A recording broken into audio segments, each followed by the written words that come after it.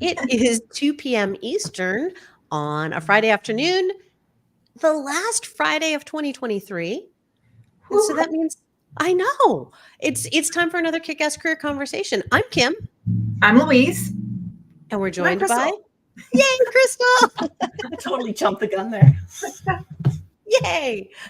So we are here today to have a wonderful conversation, and we will introduce Crystal to the world in just a little bit. But let's start this week how we always start. Friends, what are we celebrating today?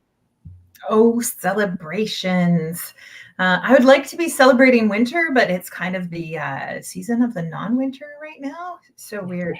But I was out earlier today walking, and the hoarfrost that is coating everything is just so beautiful. Just really celebrating, for me anyways, my downtime. Taking this week between Christmas and New Year's to just be very little planning or structure around my days. And it's been a lot of fun having the people in my life participating in that has been a joy. And so I'm celebrating that, just being in the moment and taking the time before launching into a new year and all of those things, right, that come with that. So that's me. How about you, Crystal? What are you celebrating? I didn't realize I was going to be celebrating. I thought that was over. But I think for me, if I was to say, I'd say I'm celebrating a commitment to myself. And that's what I'm going to be growing here in the next year. So I'm looking forward to talk about that. So good. Yeah. So good. I am celebrating that people love me even when I'm snarky. I'm going on a little bit over 2 weeks of having what we believe to be RSV. And I am just really glad that my family loves me because I was picking fights with all of them earlier today just because I'm tired of being sick and tired. Like it just weighs on me. So I am definitely celebrating them, and I love you all. And I'm really, really sorry that I'm such a pain in the ass today. So it sounds like you have a really safe space to just really be who you are. Yeah, that's exactly what it is. And yeah. Because I mean, let's be honest. We're not always rays of sunshine in our worlds. Like I would really like to be most of the time, but there are times when it is quite the opposite. I know it's hard to believe, but oh my goodness. Crystal, let's let the world know about your brilliance and what you're bringing to the table today, shall we? Okay. Let's do it. Excellent. And I know this is a surprise to you too. We were just talking about that. So Crystal has been a lover of stationery since grade school. I have to just interject there for just a second and say that one of my favorite things when I was a kid was going to the stationery store, just the smell of walking into the stationery store and all the different colors and textures. So from that standpoint, 100% get that. Yeah. Books, pencils, and paper opened up an amazing world of creation for her. Her first introduction to a day planner was in high school in 1989, and she has been hooked ever since. After high school, she jumped right into university thinking that her path would be in sport medicine, a way to bridge her desire for an active lifestyle, but veered into recreation marketing.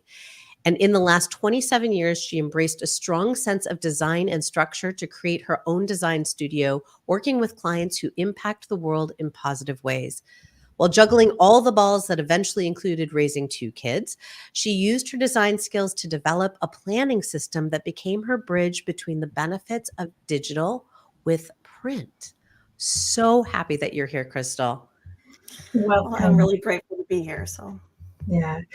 So I love the part of your story, your bio there, where it talks about like the things that we loved as kids, right? Those things that really resonate with us and that connect us somehow. And it often becomes a thread, right, through our professional lives anyways, if we're lucky enough to stay connected to the thread. So tell me a little bit about like what that journey's been like for you through your career, because sports medicine and a love of stationery, and now you're launching myLife planners and that entrepreneurship. It sounds very different than what you thought you might be doing. Yeah. I mean, if I cue back to the stationary, like, like they say, vision's always better, 2020 when you look back versus looking forward. It's very blurry for me, has always been blurry for me looking forward. But I think it's the creativity element I didn't really realize that I had in myself. Um, Growing up, it was very, I think, kind of blue collar type of work area. It was never higher kind of white collar work. So I never thought that for myself. So for me, I think the elevation was to do that kind of sport medicine type idea. But kind of, as far as the creativity and the love of planners, the kicker is I just love to be the capability to design and create my day. There's something about a day planner. You write it down. You're making an intention for your day. You're going to choose what you're going to do. No one else is going to choose that for you. So, yeah. So if I look back, that's where it kind of came from. The creativity element. Like I literally pursued university. I got a kinesiology degree, and while I was there, then I started getting into sports marketing, and just was able to just run off on my own and do some creativity design. So I never went to school for design, but I did kind of learn through doing. It was going to a design conference in Chicago back in 2011, where I was surrounded by 4,000 other creative people. And I felt so, I guess they were heroes around me. So I didn't feel like I was worth anything around them. But that experience for me showed me that I was exactly where I needed to be. They were all like me. More than half of those people were like me. They didn't go to school. They just learned by doing.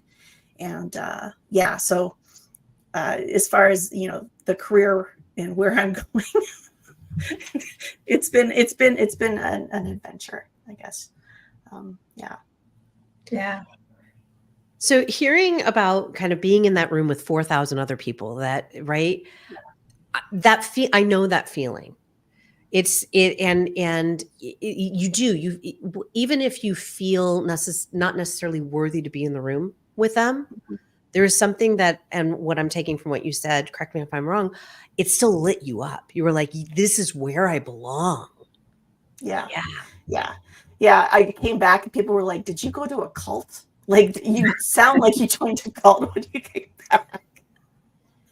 Well, design world, it can feel a little that way sometimes. It's a little tricky. But yeah, like I got to actually connect with a lot of my heroes there. And just how they would talk to me. They didn't look down on me in any capacity. It was just a real joy to be around them and talk about creativity and what that can mean. And I really realized for them, the difference between them and myself was that they had just done the work. They weren't any more special. So for me, it was like, I just got to do the work. So that was my eye-opening thing to say, okay, so well, what do I want to create? What do I want to do? Let's just do it. I don't need to wait for a client to tell me to work on a project so I can start doing it. What type of projects do I want to work on? Let's just start working on them. Yeah. Being back in the driver's seat. I think we get lost too, right? Because we just, in our lives, especially growing up, I think we often have a very, unless we're lucky, we have a very limited view of the professions or like what adults do, right? Like as we're like, right, exiting high school and starting post-secondary or whatever that looks like, oftentimes it's like, oh, well, here's the list of careers that I get to pick from. Let's just pick something that sounds as much like me as possible. And we don't even know who we are at that age, but we have such a small box often to choose from until we get until we have an opportunity to step out and then to actually see something that we just never even imagined. No wonder that conference was kind of life-changing, because you're able to kind of step out of the box and go like, oh, there's this whole other place I get to pick my career from. This whole other list that people do. Yeah, for sure. I guess kind of to back in on kind of the day planners thing. So as that, like I've been doing this for next year, it'll be 28 years, which is kind of insane. Before that, I did actually once I graduated, I stayed within the faculty, worked in the campus rec area, and then was brought into a high-end fitness membership downtown as a manager of the customer service and everything there. And the stress was insane. People were stressed out about towels, and it would come home with me. And I was like, why am I feeling this stress about towels when I'm at home? Like it just didn't make sense. So that was for me the first step to disconnect from there. And I decided, let's have kids, because that's an excuse to get out of the workforce. And up here we have a year maternity leave. So let's just, kind of go with that. And then I never looked back. So that's when I really kind of decided to dive into what I wanted to do. And along that way, that's, what opened me up was that design conference. And when I kind of thought about what it is that I wanted to kind of create and do, like for me, day to day, I was a huge Franklin Covey planner person. That was me. But I tried the day to day, I like the full page day, but then I liked the week, because there was something about looking at the full week and just getting a sense of the week. I'm just more of a long-term looker, not just what's right in front of my face. But the tools, because they were dated, it was just like, I felt like I couldn't use them. Like if I didn't use them in a day, it was a waste, because you just can't use it. And then, so I tried the week, but then Saturday and Sunday got shafted on space. And as a freelancer, as a mom, as, all of these different roles that I have stuff to do on the weekends. And why shouldn't I be planning that as well? Even if it's the fun stuff, because I think that's almost even more important these days. So that's kind of what drove me to kind of create my own undated versions. And so from there, I loved it. So I'm like, well, I'm just going to go over to the printer. I'm going to design them, and I'm going to print a whole bunch, and I'll send them out as self-promotion pieces for my clients. And the feedback was amazing. So it's just like, I kind of think about it, I've been doing this for like over 10 years. And just this last year, I finally got its own website. Like, it's taken a while to really kind of commit, because I have commitment. I don't know if you guys do, but I have commitment issues. Because I know nothing is guaranteed in life. So for me, it's like, well, if I commit to that, I just know how much that will cost, the risks. But like, I'm hitting that 50 mark of myLife. I just hit that this year. And I'm like, I got the next half to go, because I'm going till I'm 100. Like that's me. So how am I going to create my life kind of going forward? So I'm committing to this idea because I know it's a good idea. It's not for everybody, and I don't think there is anything in the world that is for everybody. But I built it for me, and I'm finding those who align with that love it. So it's so interesting, Crystal. I was having this very conversation with a client of mine this morning. She is, she's in the UX world. She does design for user experience. She actually teaches people how to create design for user experience. And one of her bugaboos, and what she's really leaning into in her own thought leadership out into the world, is how tools are not designed for all of us.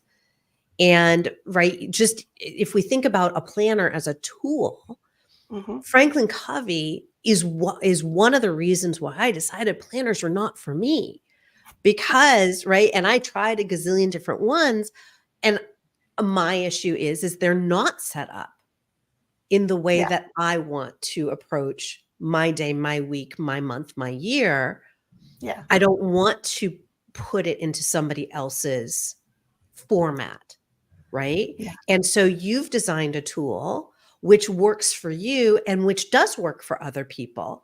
Again, not everybody, but understanding that there's different tools for different people, and being able to design, going back to this idea of design, to have the ability to design for a subset of the population, and to make sure that multiple subsets of the population are being able to be seen and felt and experienced. So that we're seeing it ourselves. I mean, this goes across so much and of what we do, and gets into my world of like, take down the patriarchy. But like, that's it. It really is, because it's like, if we don't have that freedom to design for ourselves, and so even the name that you gave it, myLife, like that regaining of agency Yeah. with how you're approaching your day. I want people to be the authors. Like I love designing publications and books. So for me, it's like you should be the author of your life. You're not a secondary character in someone else's. So don't let someone else write it for you. And that's sort of where, that's why when the title itself, when someone says the title, then they're saying it about themselves, right? It's my life. And I think that really matters. So like as far as if I was to kind of describe the subset of people that do kind of connect with it, the tool itself, like I don't add in all these goal planning worksheets. I don't do habit tracking. I don't do all these things that you feel like you should do, but there's a structure to it that a person can make it the way they need it to be. Like it can be used in multiple ways depending on one person's need. I love it. When I first started going, I would go to pop-ups and sell them. And I had a young woman come by. She's like, this is amazing. It's like a bullet journal, but easier. Like it's that idea of creating a flexibility. And if you don't use it and you put it to the side, it's okay. It'll be there for you when you need it. So yeah, that's sort of that place of empowerment to use it how you need it, right? Because again, reclaiming that for yourself. One of the things that I loved on your application that you said for the podcast is that you love empowering people to live good lives that can only ripple out positive effects. Yes. Like talk about that, is particularly in this context of what we're talking about right now. I would love to know about that. I think, first of all, like there's the core of what it is, and I kind of have a mission and vision for what they are that I kind of go by. It's all the ability to find focus, to bring clarity, to actually live with intention and plan for wonder. And the kicker is, when I first created that, the plan for wonder was just an add-on. I was like, well, you could have some fun. Let's throw some fun in there, right? Because that was my mindset like 10 years ago. Because I was so focused on the grind culture of just keep doing it and being productive and doing more. But let's make sure I don't forget about life. But I think that was my muse nudging me, because now that's actually my focus. Because I think that's actually where things start, is when you give yourself that space for wonder. And that starts, I think, with you. So when I think of the ripple, we're all those little stones. Like I love metaphors. I don't know about you, but I love metaphors. I love the idea of, either you're the stone, or, hey, how about this? You're the one throwing the stone into the pond, and everyone else is throwing their stones into the pond, right? So you have control about how, where, and what you're throwing. And being respectful, and you can actually see the impact of those choices are impacted by others, but then you're also impacted by who you surround yourself, where you choose to throw your rocks in the pond, right? And who you're going to interact with. And when I look at the world is struggling. Like, I think it's amplified. It's always been struggling since humans came on board. It's been struggling. But it's an impossible task for one person to kind of thing. But when we have all this information coming at us, it's hard to not feel like we have to fix it. But we can't fix the whole thing. But what we can do is choose that rock and where we're going to throw it. And there's so much power in that, because that is where change starts. Change starts from the bottom and up. And it's just learn. And there's another core word I use for myself is a value, is respect. And I just want, the more people I find who respect themselves, they are doing an amazing job at respecting the world around them, because they do value who they are. Because you can't value something unless you can value your own space. Then you can value and respect those around you, and kind of ripple out. I could kind of go down a rabbit hole with that conversation, but that's the start of my ripple kind of comment. I love that. Yeah. And I love, you said this earlier too, this ability to design and create, right? Like we are, Kim and I, we talk about this all the time, right? Like how much in control we are of our day, our week, our month, our year, who we surround ourselves with, how we show up. Like we are absolutely the driver all of the time. And we forget that sometimes, right? We get caught up in all kinds of things that pull us away from that. But when we can remember that we are the ones in charge of designing and creating what it is that we want to be putting out into the world, we are the people on the side of the pond, right? We're not just designing the rock that we're throwing into the pond. Like, we're designing the whole thing. We are the artists, and we get to create what that canvas looks like. How big is the pond? What does the shoreline look like? What color is the sky? What time of day is it? Where's the sun? Like, all of those things, we are ultimately in control. And we forget that often, because we do get caught up in all of the other shoulds, right? All of these shoulds and the things that we carry with us. It weighs us down, so we can't see what that is. But I love that reminder of how we are the designers and the creators, and it starts with a day. And that's what I think that's what I love about this conversation, right? Because here you come from the planner aspect of it, and how do we use a tool to help us, right, remember not just the things that we need to do in a day, but to help us remember we are the designers and the creators of what goes on in our lives. Yeah, totally. So pulling these threads, right? So the topic today that we gave is this idea of the ripple effect of living a good life.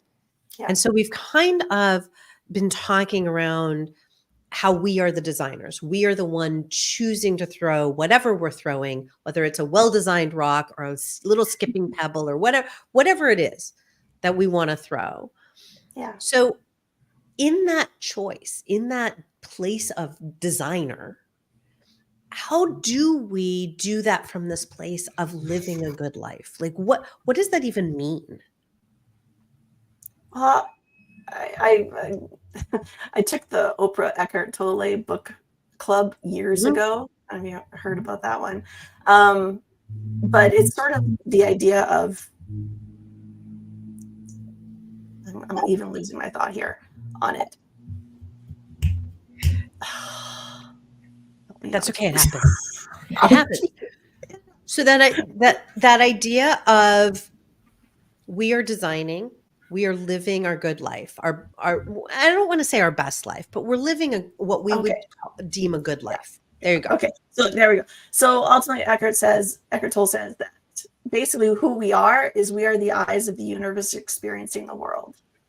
So from that perspective, it's our job to experience the world and making choices on how you choose, like the fact that we can choose how we are going to experience the world. Do we want to experience the joy? Do we want to, take on some challenges in life? Do we, and when we do find that we're stuck, and I think like life is a marathon and there's never a destination, like it's an ongoing marathon, you live and then you die. That's kind of how it is. So kind of knowing that, it's like, let's make the most of it. Have you seen those calendars where you can tick off it's your full 100 years? You can tick off the days, and then just being able to see all of those days that you have left, it makes you start to think, like, I need to do something within this day. I can't just sleep through it. Yeah. So that's interesting, because I'm going back to the conversation we had backstage before we came live. Okay. And we were talking about this idea of maybe expecting the disappointment, right? We were discussing some disappointments that had been had. So expecting the disappointment, and therefore not being disappointed when in fact the disappointment comes. And so to kind of suss this idea out just a little further, if we are choosing how we experience the world, we understand that there are some relationships or some experiences that will probably leave us feeling less than stellar. To choose how we step into that, or whether we step into that, Right, allows us to therefore be living this good life based on hey, I've made this choice. So it sounds like that place of empowerment is what leads to this good life, is from what you were saying. Am I understanding that? Like kind of that theory that you were bringing forward? You're like, maybe, I don't know. Can I be honest? Yeah. Life is imperfect. Yeah. Perfectly imperfect today. Excellent. So I'm going to roll with it. That's what I say with my planners. I'm like, you look at stuff out there and everything is always the perfection. Like all of these, it all looks perfect and everything in its place. You look at mine, it's like scratches and notes and rips and coffee marks because they're worksheets kind of for your life. And like as far as like living and being empowered is just, it's that tactile element of taking control of your life. And when you do that, you can even take control of the joys. I mean, and even when you fail, like taking control of failure is so empowering. It's like, well, what do I do to fix it? Or it didn't work, so I'm just moving on. Like I didn't connect with this person. They're not my people. I wish them well, but I'm not going to choose to include them in where I go forward. Yeah. I don't know if I. No, I think because it is that place of, I mean, so often the things that I hear people craving, lack of a better term right now, is freedom, control, right? Like those tend to be the two things that people want. They want more freedom, control, and money. And like money, they think gives them freedom and control, which is so weird. It's a tool. It's a tool. Exactly. Make choices. Yeah. So when we really think about it, it's that idea of freedom to do what we want, be who we want, experience what we want. And that idea of control, that sense that we are in control of what's actually happening in our lives. And that, go ahead, Louise, that idea of like, like what do we control? When you said empowerment, I think what I heard, I guess maybe what I embodied was the word intention. And that when we, like, to me, it's not how do I live a good life? It's like, how do I live an intentional life?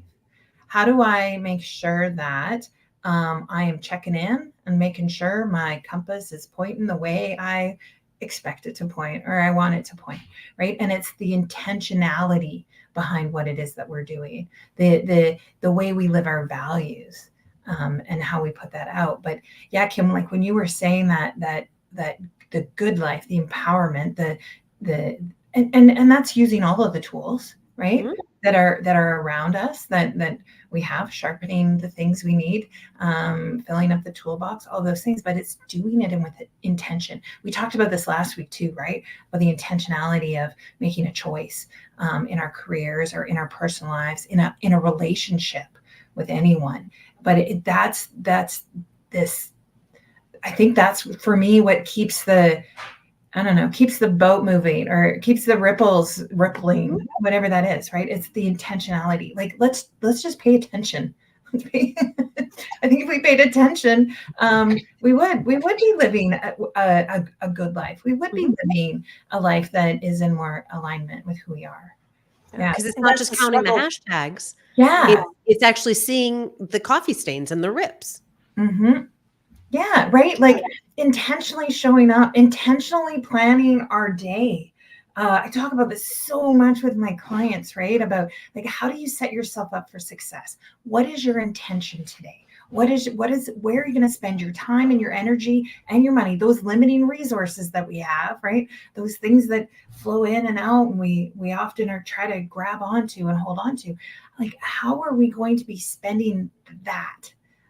Those resources that we have, so that at the end of the day, we feel like we've lived a good life, a good day, a good hour, right? And for me, that's that intentionality and a planner, whatever that is, or a intention, or looking at your day or your next hour. Sometimes is all it is, right? But we're doing it with intention. We're waking up, right? We're plugged back into our lives. I want to kind of keep like the kicker to intention is, there's still steps before that, because you actually have to know something. You have to make a choice to be intentional for. And that's kind of based on, you know, your values, where you like having the time and space to sit and actually think about what matters to me. What voices am I listening to? Like, what am I surrounding myself, which is impacting how I look at the world? And in the intentional aspect of listening to them and then making a choice of this is a good one or this is not one. I'm just going to, you know, turn that one off or avoid that one. Yeah, like intention is the aspect of everything. Like I keep thinking like focus, clarity, intention, and wonder. It's actually like a cycle. It's a system of itself. And like I said, I mean, the wonder is actually where it's that space to actually think. I did a review of a book, Stolen Focus by Johan Hari. And I was blown away by one of the last chapters. He had met with a Google specialist guy. And I didn't think about it, but he actually defined focus as layered. And I was like, what? It's not just sitting down and doing something. It's like the starlight of that vision, that goal, like what direction you want to go is the first one, the starlight, that idea. And then the second one is actually, which is actually the most important, is the daylight. If everything is lit up around you, you can see everything. So the clarity of finding and choosing what you are going to work on, what actually matters, what to let go of, what to purge, and then taking that information and then sitting down and focus to do it intentionally and actually make the efforts. Like I don't have answers. I just love learning, and I love learning from other people. And that's sort of my mission with the planners and creating content and sharing stuff. What resonates with me, sharing the content, and then it will resonate differently with everybody, you know, in a different and unique way. So hearing those layers as you just outlined them is particularly fascinating to me right now. My focus for 2023 was intentionality. So I approached everything through this lens of where am I being intentional? And is intentionality actually something that's taking part here? And so that allowed me to play with intentionality throughout the year in many different ways. And really just like where you put your energy. Like exactly. Where am I putting my energy? Yeah. Yeah, exactly. It allowed me to dive deeper into values in a way that I hadn't in the past. I now call them something different. It's like this whole thing. As I moved into thinking about 2024, initially this concept of visibility came to me, but visibility as a word wasn't the right word. And I landed on the right word this past week, and it's illumination. I know, I hear the minions too, but it's really about illuminating, and it's that daylight that you're talking about. And so much of what I work on with my clients and in terms of, you know, frameworks that I work, it is about finding clarity. So clarity has always been a big part of who I am. And yet there's like a different feel to this type of clarity. That level of illumination, I'm big on lighthouses, but it's that place of like really breaking through, not just so you can see your way forward, but so you can see what's around. It gives you a different space, and it also allows others to be illuminated. So it's like a different type of ripple effect, right? Yeah. So I just, the way you were talking about those layers, I'm like, that's how it's playing out for me. How cool is that? Yeah. So thank you. You're welcome. Wasn't my original idea, but I'll share it. Yeah. And that's the ripple, right? If you put an idea out there, someone's going to pick it up and then grab the rock and throw it down the way. Like, and then it'll impact someone else that you wouldn't have necessarily impacted. Yeah, absolutely. Like that's the empowerment you can have of, if I live life in a way that matters to me, what is a good life? That's a role model to my kids. That's a role model to my clients. That's a role model to the person I meet at the grocery store and how I impact them. And then that's going to translate in subtle ways down the road. And that's how you change the world. I mean, one by one. Well, and each of those people, yourself included, gets to define what good means. Right? Yeah. And that's what's so cool, is that we get to, through our actions, through our existence, through our questions that we ask, through the ideas that we put into the world, that ripple becomes our definition of good. but we're not foisting that on anybody else. I'm not saying my definition of a good life is what anybody else needs to believe. It works for me. And by simply my existing within that, right, then that becomes something that anybody gets to now have modeled for them in a certain way. And now you get to redefine it and model it in your community, in your world. And if you can respect people, like that's the thing. You can look at the world, look at strangers with kind eyes. You don't know what's going on in their lives. You don't know. It's like with my husband, he's terrible with driving in the cars. I have my moments too. We all do. But I have to catch myself and say, I know I've had challenges in a day and I take it out on the roads. So you don't know what someone is dealing with if they react to you negatively or whatever. It's not about you. So if you respect that and you respect your own space, that allows them to, be who they are. And then you don't throw out negativity just because it does, like you don't see the world, whatever the interaction was or whatever. So unless you've been sick for 3 weeks and then you just throw out negativity. Done. So I'm curious, what keeps folks from kind of leaning into this like life with intention, or this life with what keeps people from throwing rocks in the pond? They don't see the value in themselves. They don't see that they have the power to make change or the power to do. They feel more like I said, like that sub character in a book. They don't feel like they're the one making choices, which I think limits someone from being able to do more for themselves. I don't know. I just want people in the world to really love themselves, because then that means I can too.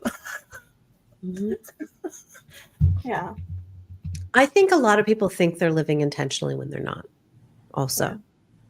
I think because they're making plans, they're setting goals, right? We're like I said, the last Friday in 2023, if you're listening to this live, a lot of people are making resolutions, or they're saying I'm not making resolutions, and yet what they're doing is making resolutions just under a different name. They think that that's intentional.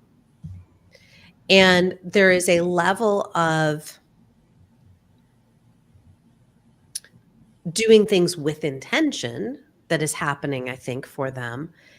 And I think that it's really easy to just do it in a very narrow, laser-focused way that doesn't actually allow them to be intentionally creating, intentionally building, intentionally connecting.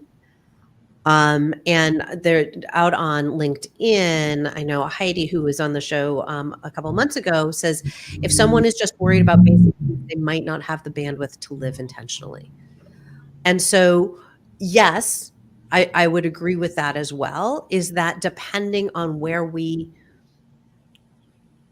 feel our needs are being met, it does prevent us from feeling like we do have choice, feeling like we do have control or power. So I think there's a lot of reasons. I don't know, Louise, what do you think about, I mean, you threw out the question, but I'd love to know what your thoughts are on that. Yeah. I feel like we sometimes confuse intentionality with shoulding. Like, so we're out there and we're doing because we feel like we should be doing this, we should be doing that, we should. And people think, oh, but I'm intentional because I'm shoulding. Right. And that's not the case at all. We've disconnected from who we are when we should on ourselves and we should on other people. Heidi brings up a really good question though, around like, if we're just trying to meet our basic needs, is there any space or capacity to live intentionally? And I believe that to be true. Right? It is how we go about meeting our basic needs with intention. We can still live our values regardless of where we are on the Maslow's hierarchy of needs. It doesn't. We don't just live our values when our basic needs are met. When we're connected with who we are, we live our values every day. And we have opportunity to do that in different ways, depending on, right, where we are socially, economically, financially, whatever that is. We go about that differently. And I've seen that all the time. I've seen people do that. The challenge of scarcity is it is hard to get out of that mindset because you're just in survival mode. But maybe the underlying thing is understanding the value. Like they don't be when it's, if you're in that mode, how do you go and see yourself as valuable when you feel like the world says you're valuable if you make an income, you're valuable if you're a productive member of society. Yeah. That's not a person. A person doesn't need capitalism to tell them that they're valuable. And I think a lot of what I've been reading, Rest is Resistance, and the Great idea book. of we are divine humans. We are divine beings. We are parts of the universe experiencing the world. So and I think it's hard when you're in that scarcity mindset to really kind of embrace that. That's my kind of goal, is trying to spread the word that they do matter, but it's a big challenge. That is a huge challenge. And I don't have the answers, but I can choose to make choices for myself that impact those around me in positive ways to show that they are valued. I think that takes us back to this idea of when we live by design, our design, right? Yeah. When we design whatever the thing is we're throwing into the pond, that we can do that from wherever. Yeah. Whatever our circumstances are, we can design our outlook, our view, who we are, who we want to be in the world. It's whether or not we believe we can do that. And that is something that across the board of the individuals, the thousands of individuals that I've met in my lifetime, it doesn't judge, right? You can have whatever background you've had and still feel inadequate to be able to choose your own way forward. So I think this idea of what we're talking about today, of taking that power back for ourselves, that agency, is something that I know my wish is for all humans to truly embody that sense of agency, where they do feel that they can design their own life and throw it in, and then that ripple effect happens, because then we're in all the communities, we're in all the lifestyles, we're in all of those opportunities where people can show up and see themselves reflected back in those ripples. Yeah. And understanding showing up, you don't have to be perfect. Perfect is the enemy of progress. And I recently I was at Brene Brown, the idea of capacity. What's your capacity? Like, how much capacity do I have for joy, or how much capacity do I have to give? Maybe I'm only at 10%. Well, if you're giving 10%, you're giving 100%, which to me is perfection, right? It's a different mindset thinking of what, what you have to offer. It's 100%, whatever you can, based on whatever capacity you have to share. Yeah. Well, and that capacity, that gauge changes throughout our lives on our journey. Day to day. And it's like the end of the year, this is the time to make goals. Like, every minute of every day is an opportunity to start fresh. Yeah. I'm a little annoyed, but yet that's kind of the industry I'm looking to be in, right? With the planning, it's the new year. But I'm a rebel with a cause. And I want to push back against that, right? Like, I want to think, there's never a wrong time or a right time to choose to do something or not to do something. You don't have to wait for the right moment. Yeah. Well, you definitely, we are of the same mindset here. We definitely talk about, Louise's beginning of her fiscal year for her business is not January 1st. We get to choose that even for ourselves. What works for us. I have 4 starts to the new year, essentially, because I start every quarter as though it were a new year. And I'm just continuing. That makes it a little bit more bite-sized too, right? And manageable versus too much. I love that. Yeah. I'm all about bite-sized, make it manageable, make it easy. Let's, yep. So that was an amazingly fast 45 minutes of my life. I don't know about the two of you. That has been a really fascinating conversation. I'd love to know what our golden nuggets are. What are we taking away and putting in our pockets or throwing back into the pond to ripple out even further? I love that. I think it just comes back to, this whole idea for me of like, we are the designers and the creators of our hour, day, week, month, year, life, right? Like we really are. And there are ways to manifest that, to bring that into our daily lives. And when we embody that, we become empowered to live a life that we intentionally want to live. I'm trying to throw all the words in there that we talked about today. I think it did. SEO is going nuts. Crystal, what's your nugget today? Oh, my memory is short, but the idea that Kim had shared about the quarterly restarts. I mean, sometimes having a schedule is always helpful. Some type of routine, going with the cycles, and it really kind of connects with the cycle of life, the seasons, and kind of connecting with that. So, yeah, that would be mine. Like one thing at a time. Even if you just make one little thing happen, you move forward. Well, that's ripples, right? Like ripples happen one little wave at a time that goes out, right? And so if we are thinking too far out here, well, we forget like it's just little movements of water that Exactly. right, that grow. Yeah. Kim, what's your nugget? My nugget is kind of this blend of this conversation I had earlier today and what we did here is this idea that tools are not meant to fit everybody. And that the more people who are designing their own tools and sharing them in their communities, in the world, however they want to share them, whatever those tools are for, that's how we grow, evolve, and uplift our lives so that we can live good lives on our terms. Yes. Right? We're not all meant to be using the same set of tools. And yet that's the message we've always had is, well, if those tools don't work for you, there's something wrong with you. And the reality is nothing's wrong with us. We just need a different set of tools. Yeah. So that's what I offer. Yeah, I offer and if you sign up for the newsletter, you actually get a download. You can test. You can print them out. You never have to buy anything. Just try them. I mean, they're structures, and you can try them out. So. Well, and that's what I was just going to say is thank you for being one of those tool makers who's out there actively creating tools for other people to try out and experience for themselves. Crystal, where in the world can people find you if they want to download those or to connect with you in any other way?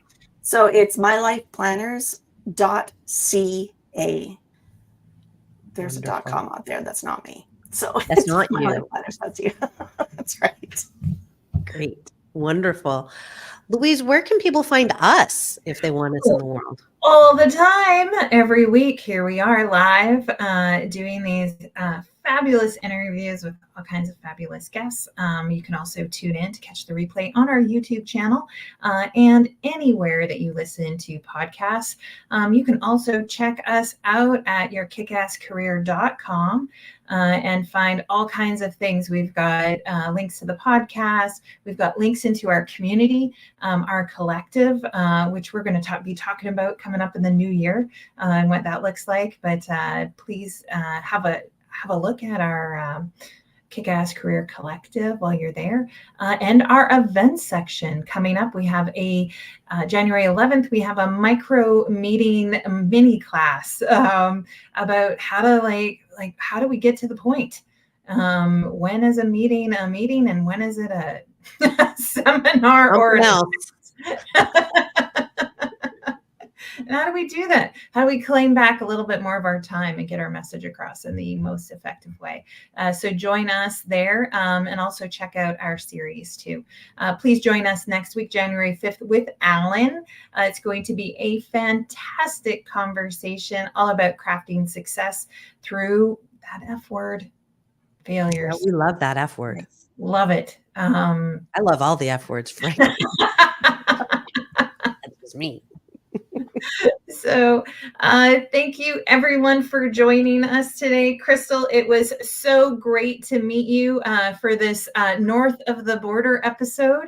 Two in a row. You guys really stretched my brain today. I think I'm in holiday mode. That's okay. Great conversation always. Yeah, it was filled with a lot of intention, and that I think just felt really, really juicy and good today. So thank you, Crystal, for showing up. Thank you, everybody who was here live or who is checking out the replay. We look forward to seeing you on a future episode. And Crystal, I look forward to seeing you at an upcoming event that I know that we attend at the same time. Yes. Okay. Intentionally. Exactly. Intentionally. All right, everyone, take care. Bye for now. Bye, everyone.